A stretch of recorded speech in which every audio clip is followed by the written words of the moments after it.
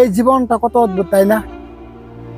এই বিদেশের মাটিতে এসে কামলা দিয়ে পরিবার চালাবো, জীবনে কখনো কল্পনা করি নাই।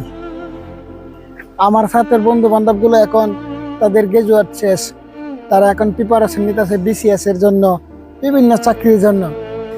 আর আমি এই বিদেশ আইসা পরিবার চালাই। তবে আলহামদুলিল্লাহ সবকিছু দিয়ে ভালোই আছি, খারাপ না। আমার সাথে যারা লেখাপড়া করছে তারা এখনো ওই চাকরির জন্য প্রস্তুতি নিতেছে। কখন যে চাকরি হইব, কখন পরিবার চালাইবো, এই টেনশনে তাদের এখন ঘুমই হয় না।